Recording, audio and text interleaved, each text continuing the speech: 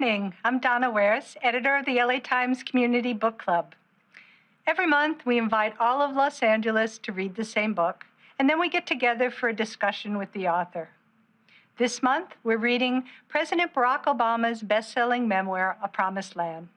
His story begins with a young man trying to find his place in the world, a journey that starts in earnest when he arrives in Los Angeles in 1979.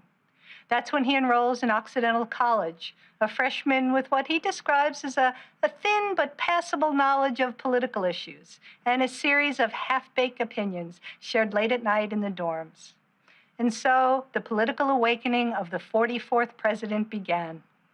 Tonight, President Obama joins us to discuss A Promised Land, the first of 2 volumes about his life and historic journey, from Hawaii to Chicago, to the campaign trail, to 8 years in the White House. This evening, President Obama will be in conversation with Ava DuVernay, the award-winning producer and director who grew up in Long Beach. She directed the Oscar-winning civil rights drama Selma, the social justice documentary 13th, and the Disney adventure A Wrinkle in Time. In 2019, she created, wrote, produced, and directed the Emmy Award-winning limited series When They See Us. And now, please join me in welcoming President Obama and Ava DuVernay to the Los Angeles Times Book Club. Thank you, Donna. Hi, Mr. President. Ava, it is good to see you. You look wonderful. It's wonderful to see you, sir. For those who are just kind of listening in, full disclosure, I love Ava DuVernay, and she's a buddy. And I have to say, that picture that they showed of me with the slightly misshapen afro, my hairstyle's improved since then. It has improved, but I like that style. That swagger. It had swagger, sir. I'm so happy to be sitting with you to talk about a book that I really, really enjoyed so much. I knew that I was going to like this book because within the first few pages, 3 words appear that I really embrace. I don't know. And I think it becomes difficult for people in positions of power, not even national, global positions, but even in our own lives to just say, I don't know, and what that invites. And so I just want to thank you. I think the book was filled with I don't knows and figuring it out, and it made it really real and rooted. And so let's talk about it. Well, let's do it. Thank you. Well, the first thing we have to do is turn it over to one of the students from Southern California who has a question. So we want the young people to go first. And there's a young student from Inglewood High School. His name is Tariq Stone, who has a question. So we'll hear his first. Hi, my name is Tariq Stone, and I'm a senior at Inglewood High School, and I'm also an aspiring filmmaker. Right now, we're in a period of being extremely divided, and we're finally starting to see our first signs of hope. President Obama, what do you think is the most important next step in overcoming our differences as a nation? Tariq, great question. And by the way, you should study Ava's films if you're interested in being a filmmaker. A great role model who's joined us. What was interesting, even writing the book, I was tracing how deep-rooted divisions in our society were coming to the surface. Some of them we had seen for some time. Some of them, frankly, were made more prominent with my election. There's certain fundamental fault lines in our society that have always been there. The most apparent one, and one we're still wrestling with, the fault line of race, but also the fault lines around economic opportunity and class that sometimes aren't talked about as much. And for me, as I was both wrestling with this as a politician, but then also wrestling with this as a writer and just as a human, I don't think that you are ever going to completely overcome our differences. We are a big, complicated, noisy, multiracial, multi-ethnic, multi-religious democracy. And that's part of what sets America apart as this great experiment. And what that means is there's always going to be some clashes of ideas, notions of the good life, ideas about how we should organize ourselves in government, what government responsibilities are, what they aren't. But the one thing that I think we can do is work to see each other's humanity and understand that we all are deserving of dignity and respect, and that we all can abide by a certain process for resolving those differences. And so when you think about, for example, what happened in the Capitol on January 6th, and the riots that took place contesting the election and threatening Congress, that's an example of where we've gone outside the process entirely. And we are no longer agreeing to a basic set of rules about whoever gets the most votes. We all agree that person wins. If we set aside those kinds of norms, rules, basic notions of fairness, and start replacing them with ideas of, well, my tribe is not going to accept your tribe, and we're going to do whatever it takes to beat you, whether it's lying or threatening or breaking glass, storming a building, then it's very hard for us to come together as a democracy. And then the second thing is learning how to listen actively for people's stories and knowing a little bit more about other people's history and our own.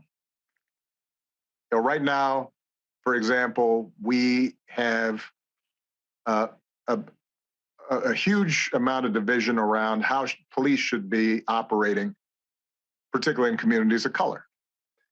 Well, if we don't know the story that, Ava, you, for example, have told in some of your documentaries and docudramas of how police actions have operated in the past, then it's harder for us to understand why there would be suspicion and fear in the African American community or Latino communities about police presence, lack of cooperation, potentials for conflict. If we don't understand, if I, as a Black man, don't know something about the struggles of, Scots Irish in Appalachia and the degree to which they feel left behind, excluded, exploited, then it's harder to understand why they might see a figure like Donald Trump as somebody who's standing up for them. And so part of us coming together and being able to work together and live together constructively is knowing each other's stories. And I use the example when I was running in 2007, 2008. One of the reasons we were able to win in Iowa that has very few folks who looked like me there, and people were skeptical that I could win even a primary contest in a very heavily white rural state. One of the reasons we won was because I had all these young organizers who would just plant themselves in these small towns. And some of these kids were, Black kids from New York, or, Asian American kids from LA, or Jewish kids from Philly, who, I guarantee you had never been near corn unless it was in the supermarket. But they would plant themselves there, and for the first few months, they didn't spend a lot of time talking about, oh, we're here, let me tell you about Barack Obama. They spent a lot of time listening and asking questions about, what is it that you're going through? What do you care about? What's important to you? Where do you think the government's let you down? What are the trends in the world that frustrate you? And through that active listening, they created bonds with people and volunteers and started creating trust. And it's on the basis of that trust then that people started listening to what I stood for. And that's something, by the way, that is very hard to do over the internet. So I since I was, speaking to Tariq and younger people, it's the same thing I tell my daughters. Humans are complicated, and if we only know what we see in a 170 character soundbite over Twitter, maybe it's 140. I never get that quite right, but then it's very hard for us to see them in the round, understand them, and understand both where the differences are and where they come from, but also where the commonalities are and where we can potentially bridge those differences. And so I think learning our history and where we've been and learning to listen and understand where other people have been, that's always going to be at the heart of how we make a democracy like ours work. Thank you, Mr. President. I guess I get to ask my first question. You do. All right, I'm excited. One of the things that I really loved in one of the chapters that I read more than once was about the congressional race and the failure. Yes. And so I wanted to talk about failure because that's something that I've come to know through experience has been a fortifier, has been foundational to the way that I think about success and what any of it means, right? And I read that chapter of you coming back on the plane at night, Michelle is mad at you, you've lost. It's not a good time, Mr. President. Oh, no. And it wasn't good. These are not the good times. But I love that chapter because I see in it a young man who is wrestling with his own ambition, wrestling with not just ambition and ego, which you talk about, but also a real desire to do something when it doesn't seem like it's going to be an easy path. And in fact, you lose there, and yet you keep going. So I want to talk a little bit about two things. The first is, how do you mine your memory to be able to go back and really remember what that felt like in order to write it? And then failure. You haven't experienced a lot of it, but what did those early failures do in terms of fortifying you and being a catalyst for your success? Well, great question. First, I know there's a book club, so everybody's supposed to have read the book, but just in case. A spoiler? Did I no? I mean, I think at this point it's fairly well chronicled. Okay, just in case people don't recall, I was in the state legislature. I'm, at the tail end of my 30s, about to turn 40. I decided to run for Congress, partly because somehow I've convinced myself that, all right, Michelle's mad because we've got a little kid. I'm gone all the time.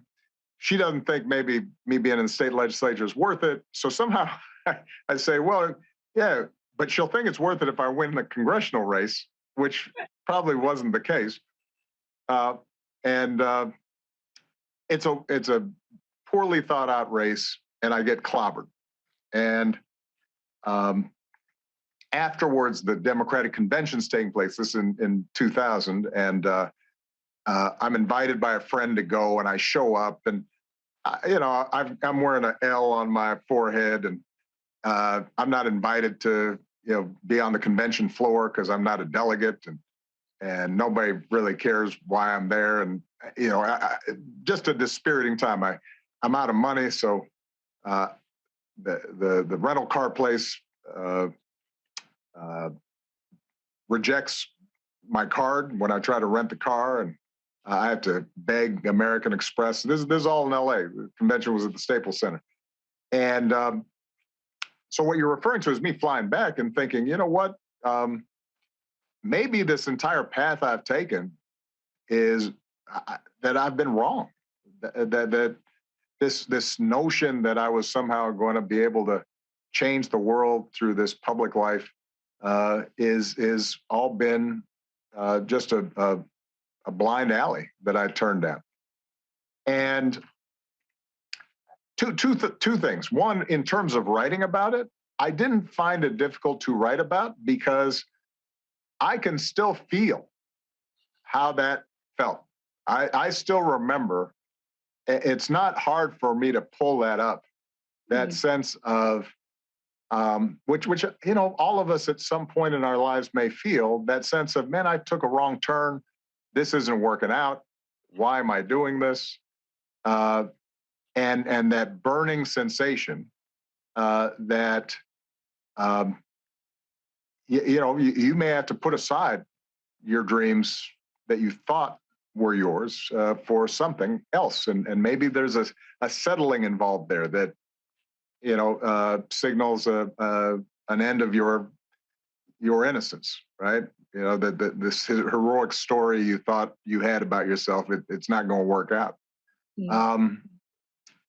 So the feelings, they're not far away, partly because even in all those years of subsequent success on the surface, I've never allowed myself to think that the line between success and failure is so clear.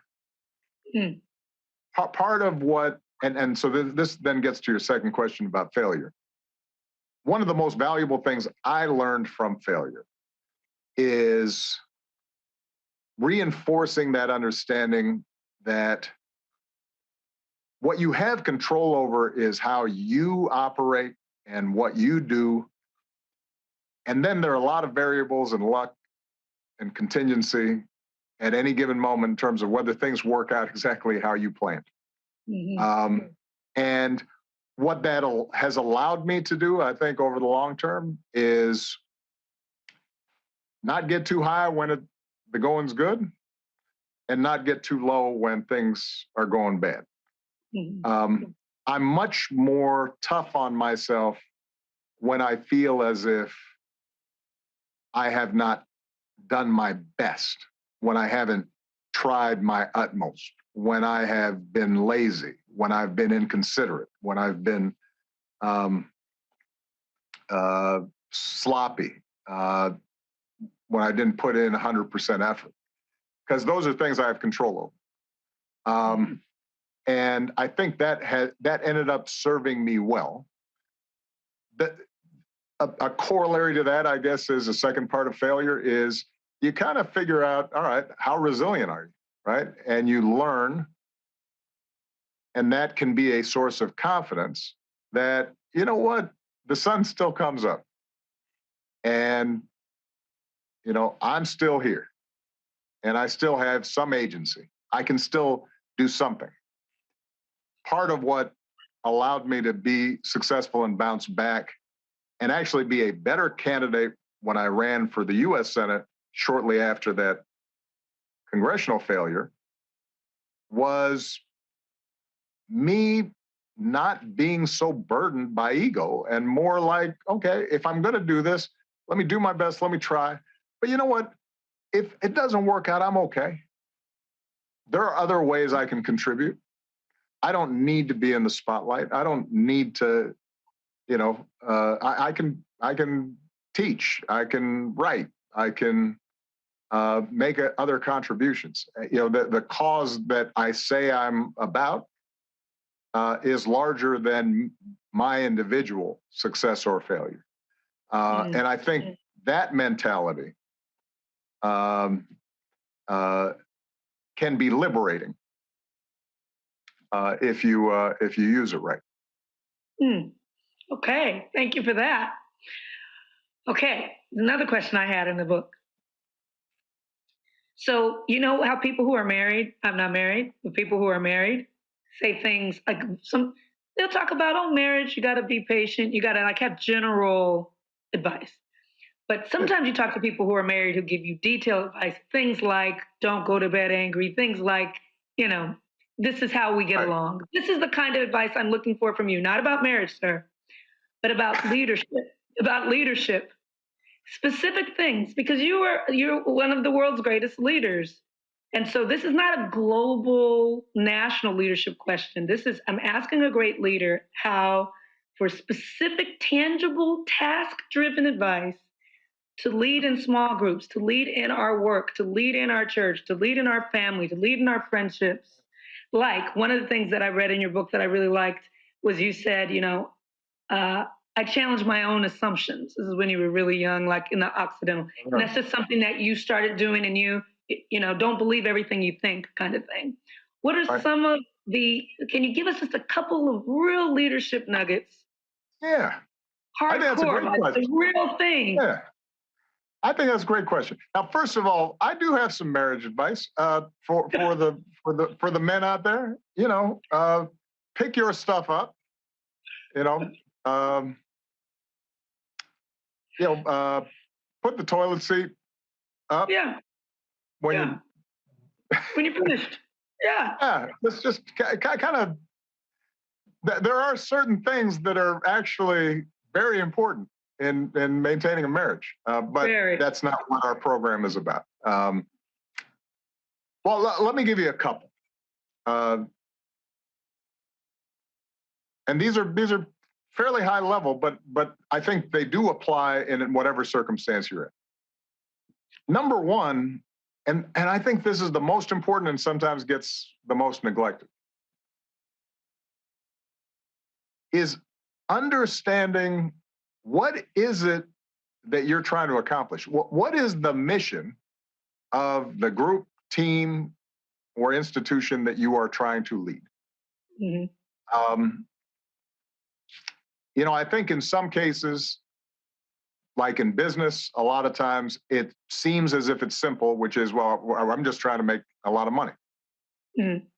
Although, if that is your only mission, then over time, you may find yourself doing things or being someone that you don't like. So you might want to reconsider that. But there's some folks who see that as the sole mission. But what I find, certainly when I was in the White House, but even during campaigns, when I was organizing in other leadership positions, a lot of times people don't just take the time to reflect on what is this about? Like, right? What is this about? So in my personal example, there were often times where I had to ask, is this about me getting elected and keeping my poll numbers high? Or is this about doing what I think is best long-term for the country? If I am working on a particular issue like climate change, I have to ask myself, is my goal to just get climate change activists off my back? Or is it to actually solve what is an existential problem?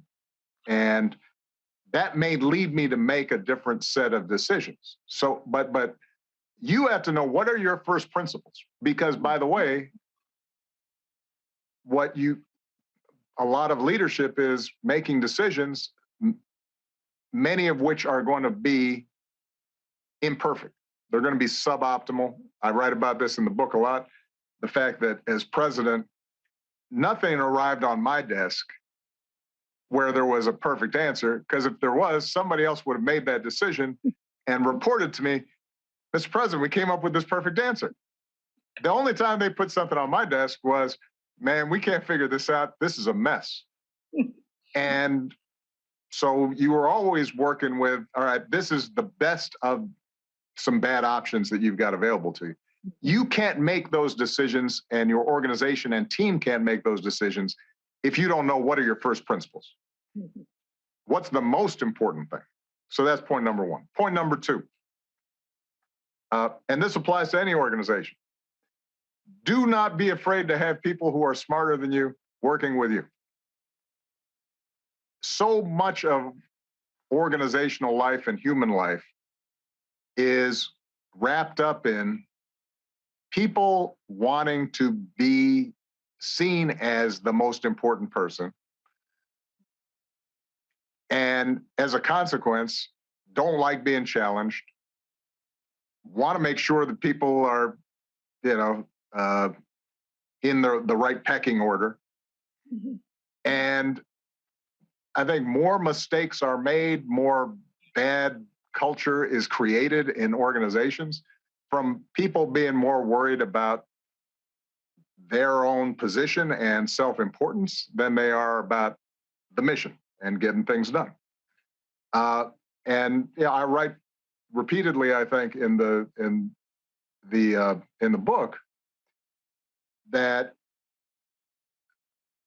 I was constantly benefiting from the advice, insight, perspective, not just of my cabinet or my senior staff, but sometimes it would be some junior staff person who's sitting in the back of the room with a folder, full of tabs and all this. And there would be times where we were talking about Afghanistan or the auto rescue or whatever, where I'd be hearing a bunch of opinions and I'd see somebody, one of those junior staff, I wouldn't even know their name. What do you think? Because what I learned was they were the ones a lot of times that were doing all the work and were really digging into the problem. Mhm. And then they were giving a memo to the people who were in the inner circle, around the table, the important people. But a lot of times they might have the best perspective. And so that's just an example of a general proposition, which is, for me at least, good leadership is not about everybody sitting there looking at you and waiting to see what you are going to come down the mountain with stone tablets. You're actually more of a facilitator in trying to be able to identify at any given moment who's got new ideas, new insights, fresh perspectives, and trying to conduct and navigate that group to arrive at the best possible decision and the best possible answer. And that requires you to, one way of saying it is that you're taking your ego out of it. Another way of saying it is you have enough confidence Right. about yourself that you don't feel the need to, come up with all the answers yourself. Mhm. Because at the end of the day, I was going to be the person who had to make the decision and was the person who would be held accountable if the decision didn't work out. So from my perspective, it was always in my interest to make sure that I did not somehow feel the need to stoke my own ego by putting people down, keeping them quiet, Mhm. silencing them. And that, I guess I'll just make one last point. I think the no jerk rule is a very good rule in organizations and leadership, which is if you see people on your team who are doing that to others,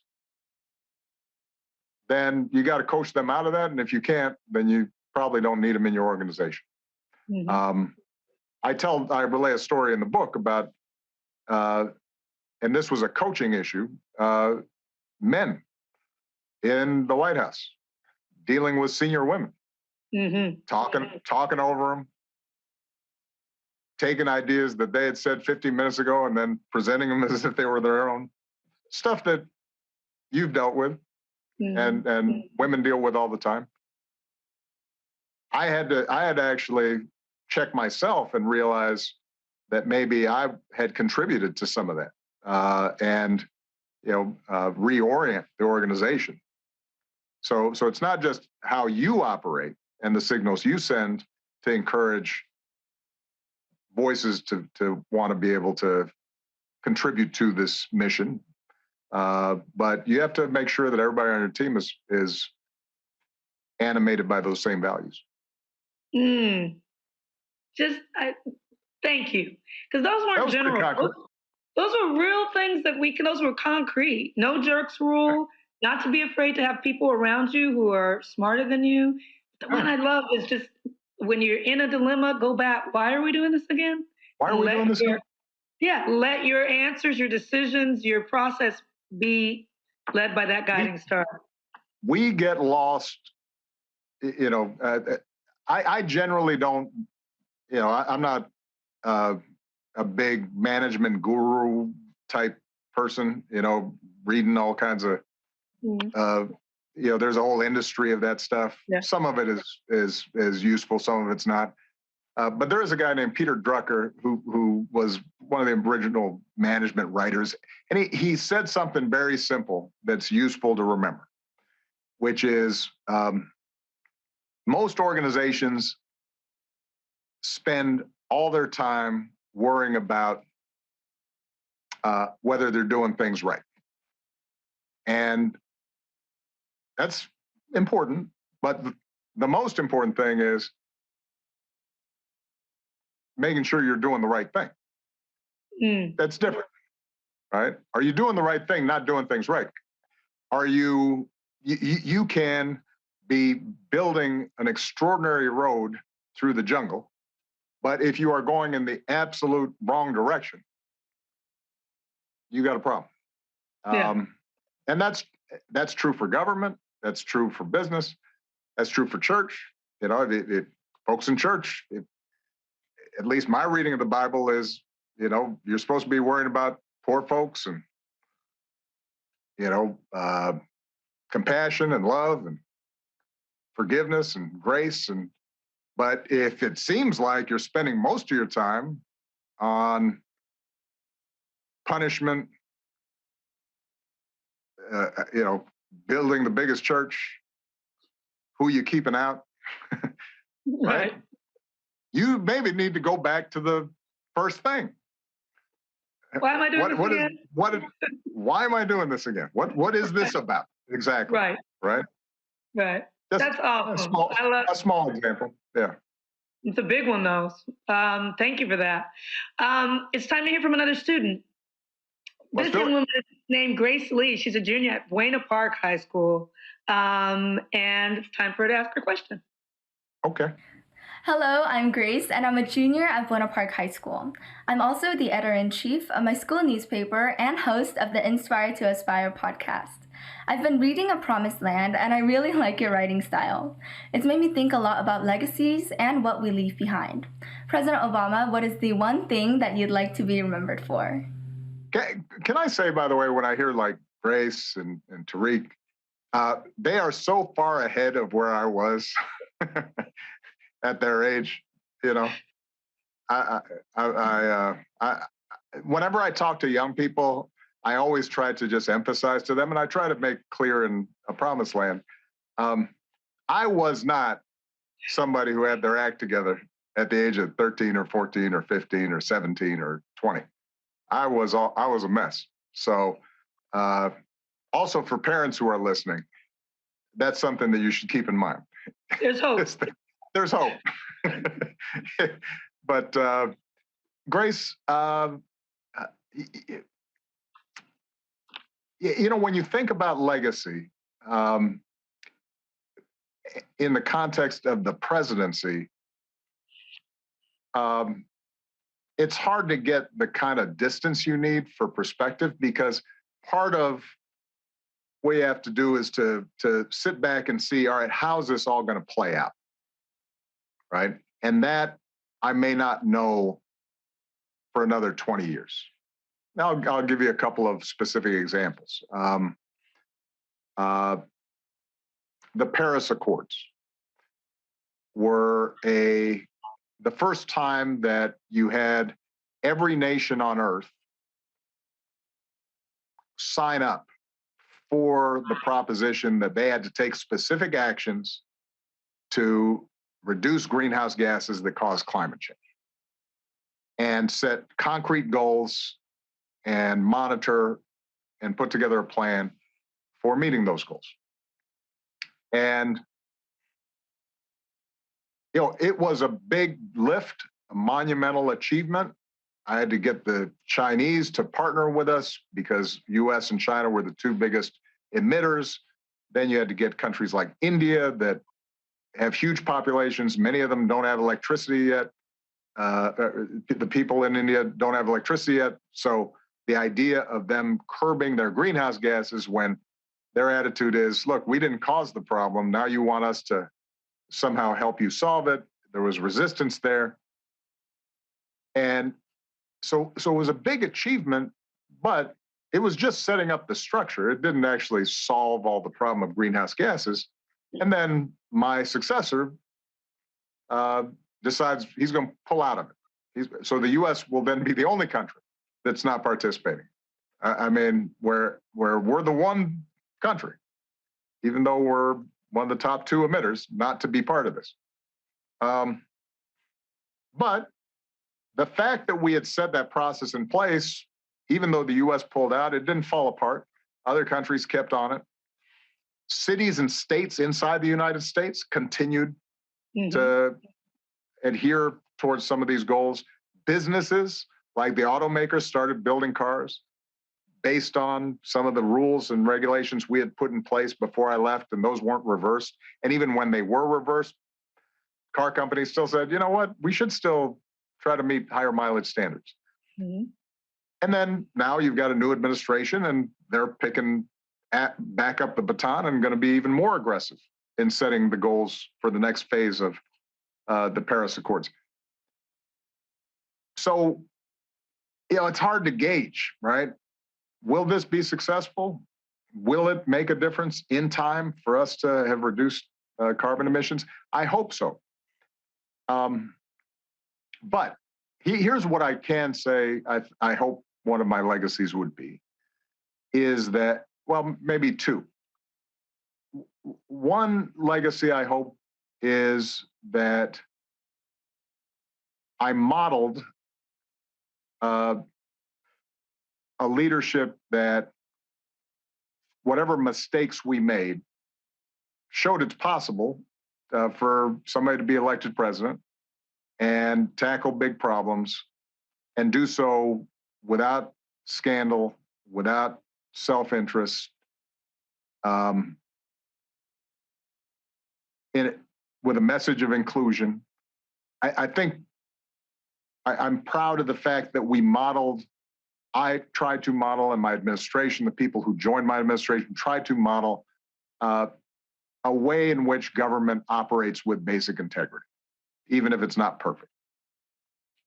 And that was important to me, because I think so many of our problems derive from us not trusting or having confidence that people who are in power are making decisions for the interests of the common good and doing it in a way that has integrity. And the second legacy I hope I have is to have inspired a whole new generation of young people to get involved in politics, to be activists, to feel like their voice matters. When I look at the current Biden administration, you have a bunch of these still young people who we populated and trained and put in positions of authority in my administration that are now, running the show and advising the president and, dusting off plans that we had that we weren't able to get implemented because we didn't have control of Congress, after the first 2 years. But now we've got a window, and all that experience and teamwork and all those smarts that they honed, they're moving forward. I think they're young activists on a wide range of issues, from climate to issues of systemic racism in the criminal justice system that were encouraged, inspired by our campaign or the work that we did. That is a great legacy. when you see people picking up the baton and doing great work, and you think, all right, maybe I sparked some of that. That feels pretty good. That is a good legacy. One of many things. Thank you for that. So back to my questions. So you're in a position where everyone doesn't agree with you. Everyone doesn't agree with what you did, who you are, what you say. This is just a fact of many of our lives, but you even more so. And I love this passage. I was really, obviously, very, very interested in your passage, that the part of your book that talks about your visit to Selma at a really pivotal time for you, when Congressman Lewis had to tell you, kid, I like you. You're a good kid. But, the Clintons, right? Yeah. I'm going to go this way. And it was, I love, there's a part where you're in Selma, and then there's was it Reverend Lowry who gives the fiery speech about you? And Joseph Lowry. Reverend Shuttlesworth is there, and C.T. Right. Vivian, my favorite. They're like the Avengers to me, these men. And and somewhere in there, Reverend Otis Moss calls. And he talks about, look, the Moses generation, right? And you're a part of the Joshua generation. And you got to build on what we did. And sometimes folks are going to like it, and sometimes folks aren't. And so I wanted you to just talk a little bit about that, but in the context of this next generation, and specifically about issues of law enforcement, because there are some ideas that are different from before, ideas that may not speak to reform, that speak to a reimagining. The same way that you were reimagining politics back then, there was this protective pessimism, you called it. I think it was Valerie Jarrett's mother that was like, not, little, just wanted you to be careful, right? Right. So when you apply some of that you were the whippersnapper reimagining it all, and now you have people who are trying to reimagine ideas about law enforcement. Can you apply some of those lessons and reflect on how they might line up or not? Well, absolutely. And I think you're picking up on a really important theme. So you had this civil rights generation of giants who as well as anyone fought battles that, compared to us, were so fraught with risk, personal risk, physical risk, with so few resources and the odds so stacked against them. And what they achieved through intelligence, ingenuity, courage, resilience, spirit, it's hard to imagine. And they were so young at the time too, right? I mean, they were kids. So by the time, these are the folks who inspire me to get into public life in the first place, because I was never inspired by politicians. I was inspired by movement leaders. The fact that I got to know these individuals was itself this great gift that helps fortify me and my sense of self and identity and sense of purpose in my life. So these are all heroes to me. But this was early in the campaign, and there were a lot of Black folks who were still doubtful about whether I could run. There were some Black folks who just were loyal to the Clintons. They had, been supportive of them, and John Lewis was in that category. There were some people who just, look, they were just skeptical. Black man's not going to win the presidency. So no point in us wasting our support on something so unrealistic. And there were people who were afraid for you. Yeah, there were people who were afraid, that I was going to get shot. And we're very explicit about it. And then there were folks from the left, by the way, who were skeptical that I could win, and as a consequence, wanted me to use my platform as a prophetic voice just to denounce, systemic racism and run what we had seen before, which were important symbolic races, but without ever the prospect of actually winning.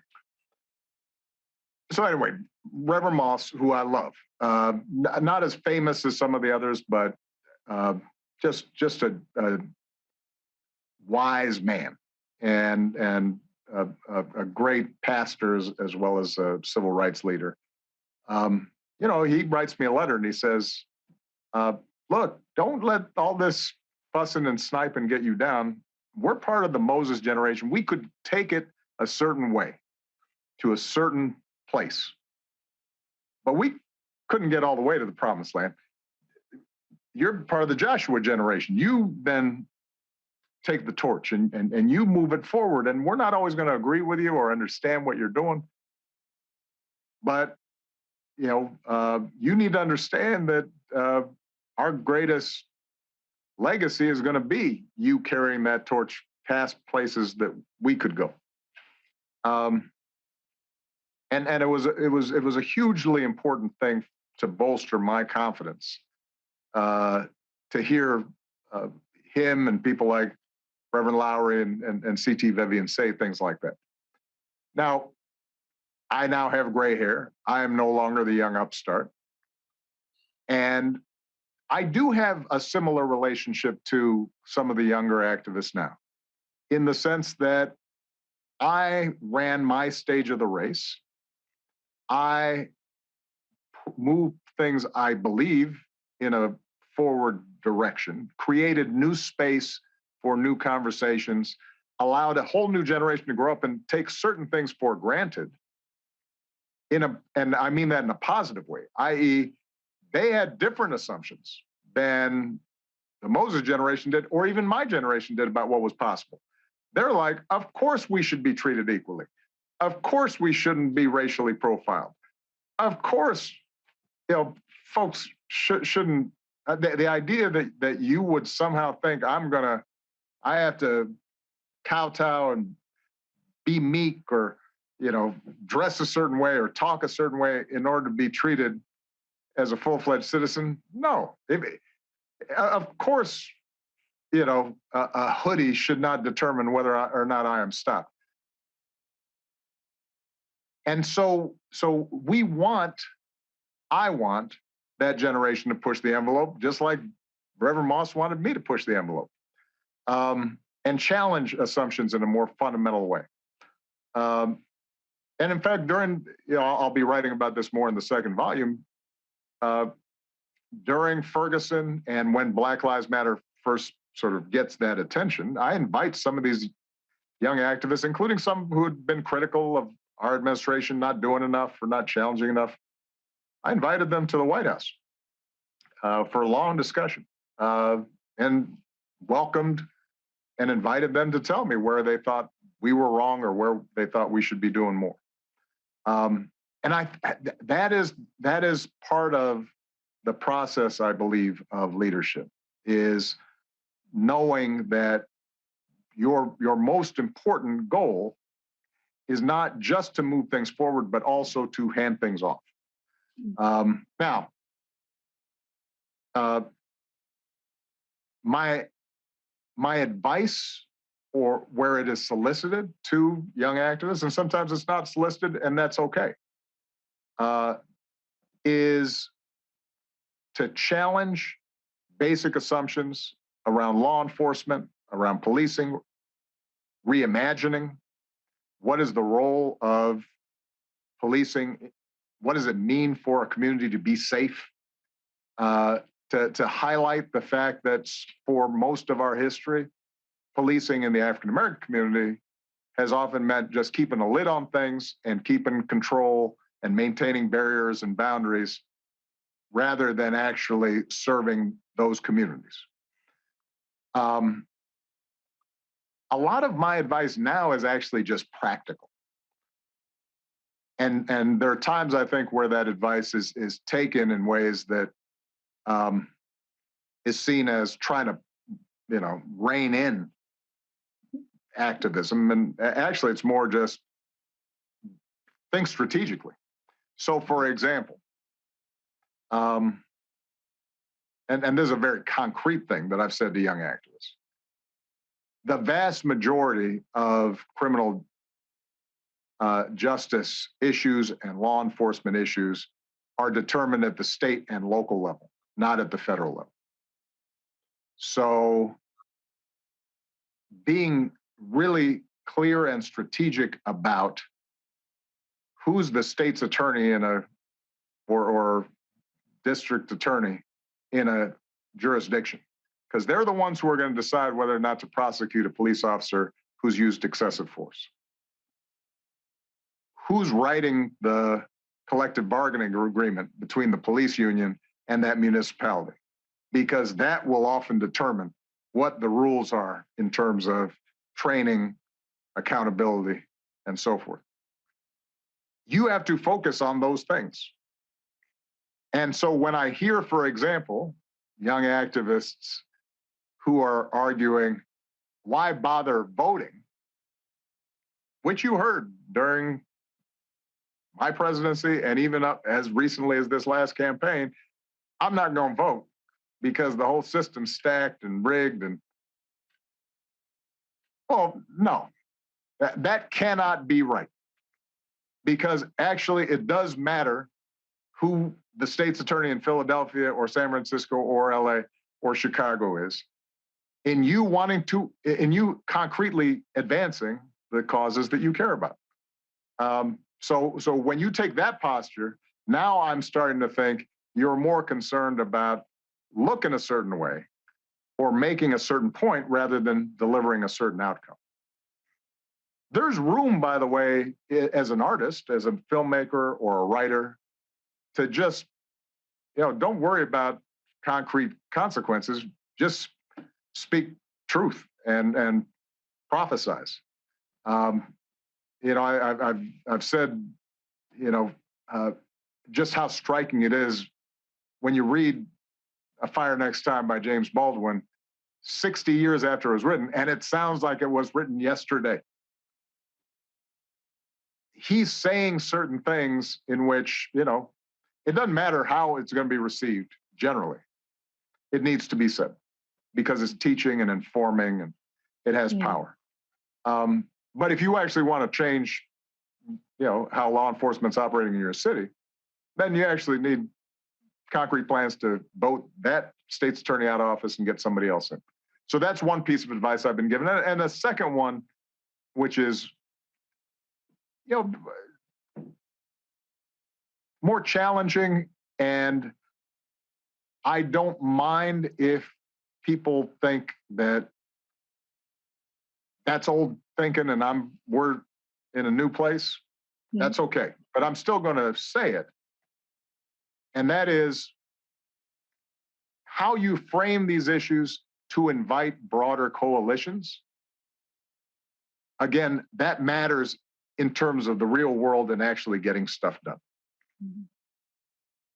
If we are going to change in fundamental ways how policing operates in this country, in most jurisdictions that are not majority Black or brown, you are going to need to persuade people who aren't reading James Baldwin and don't plan to.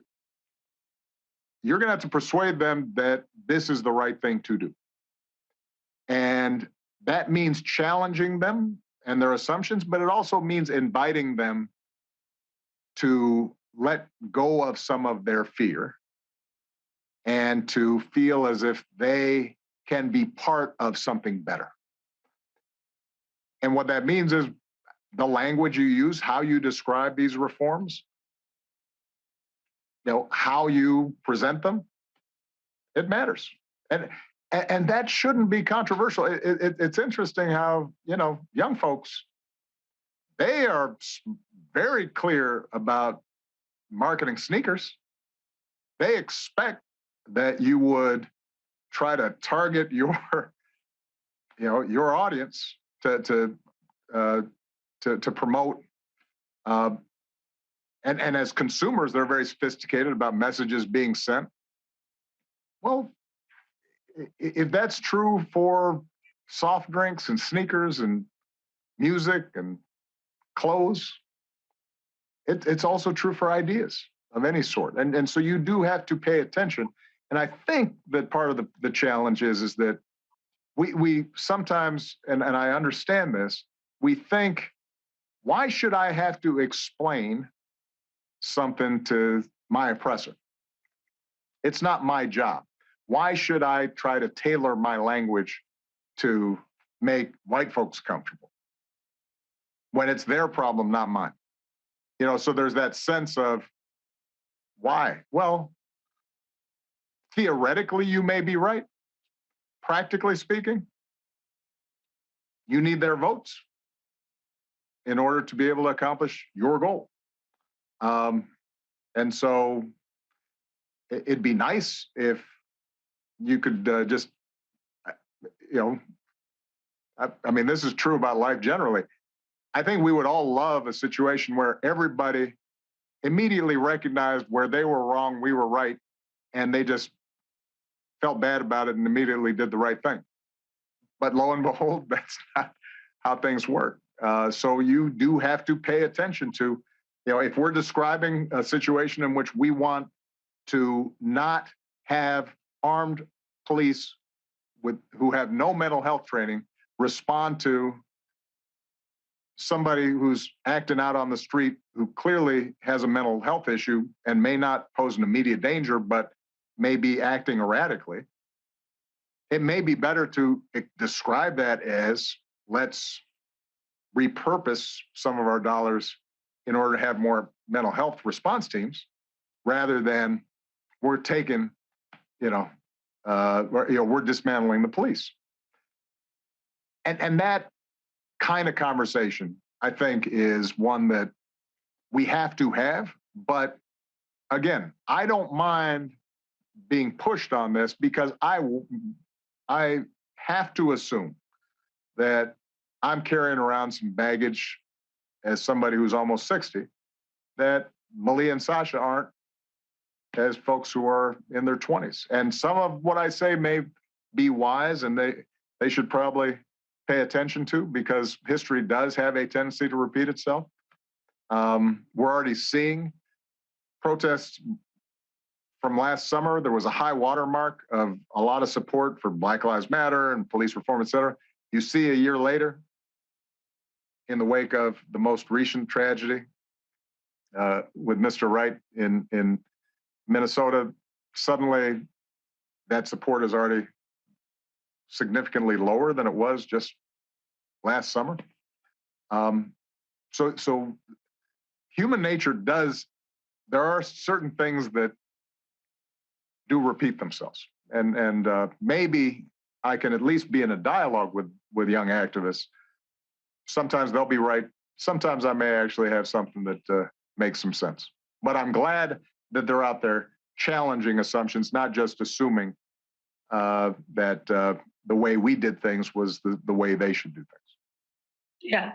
Challenging things in the way that you challenge things, and reimagining it all Exactly. in the way that you did, and change the world. Right. Thank you for taking some time to talk to me, to talk to all of us here in this gathering. I think they're wrapping us, because I could do this all day, Mr. President. I know, But which is why I'm going to have to call you just to catch up. But I look forward to it. It was so great for you to do this. I so enjoyed it.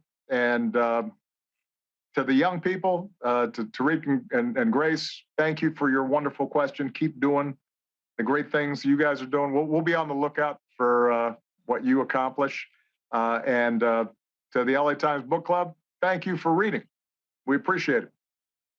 That's fantastic. I don't think there's any better way to end than that, other than to say that the LA Times Community Book Club is partnered with 8 independent Southern California bookstores where you can go and pick up A Promised Land. Go to the website and find out more about it. If you haven't read it, just sink into a good, comfortable chair and just take your time and enjoy. There you go. Thank you, Mr. President. Love you. Appreciate it. See you. Bye.